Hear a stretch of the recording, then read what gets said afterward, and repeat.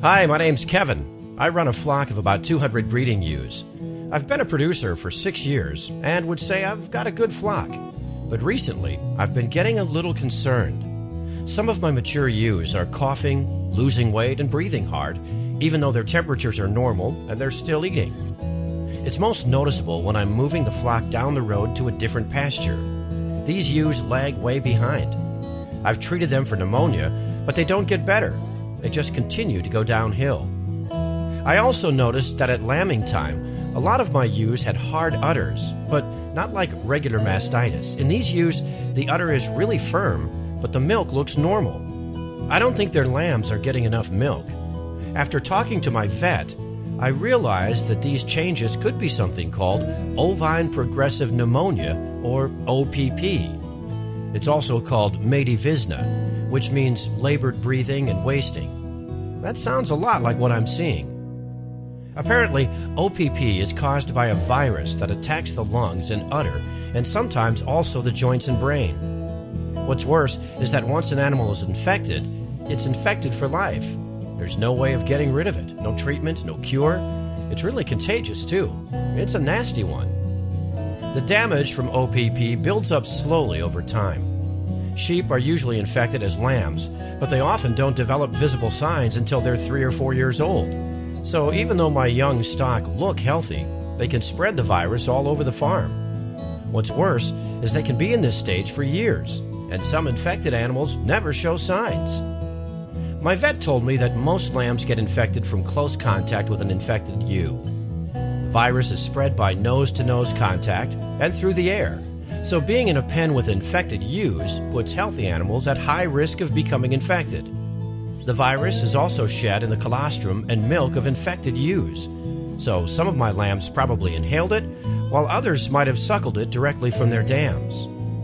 When I think back to how my flock could have come into contact with OPP, I think of some ewes I bought several years ago from another producer who was leaving the industry. At the time, they looked healthy. I didn't think about asking about OPP or testing for it myself. I'd never dealt with it before, and my focus was on expanding my flock. Once home, it wasn't long before they were pregnant. I moved them right into my lambing facilities where several other pregnant ewes were housed. It was a full house. At the time, I had no idea my new ewes were infected with OPP. They looked very healthy, and I didn't recognize any issues. But you know, everyone's living in the same environment here, so both my adult sheep and my newborn lambs could have gotten infected quite easily. My vet explained that eradication of OPP is possible if I was willing to stick to testing protocols. Usually, infected flocks have about 20 to 40% of the animals infected, but it can be higher. He explained to me that an infected adult ewe produces about 10% less milk and raises almost 5 kilograms less lamb to weaning than one that's healthy. So I couldn't afford not to eradicate this disease.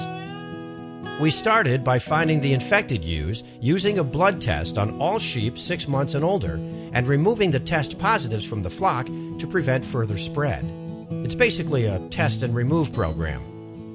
Since newly infected sheep can take a few months to test positive, we test every 6 months to check for any new positives. Once we get 2 consecutive negative tests, we'll start testing a portion of the flock once a year just to make sure the flock stays negative. I'm more careful about where I purchase breeding animals now, and I'm working at reducing the risk when introducing new animals into my flock. I source replacements from flocks that are on an OPP program and are test negative. But if I can't find the right animals, I will follow the protocol my vet laid out. Isolate the new sheep at home until they have 2 negative tests for OPP, 8 to 12 weeks apart. I want my high-risk replacements completely separate from my low-risk flock until I know they're test negative. Until I'm sure that I have eradicated OPP from my flock, I also keep equipment used to handle infected animals separate from equipment used on my healthy animals. And my family and I handled sick animals last, so we can't transfer something over to our healthy ones. This is what I did on my farm.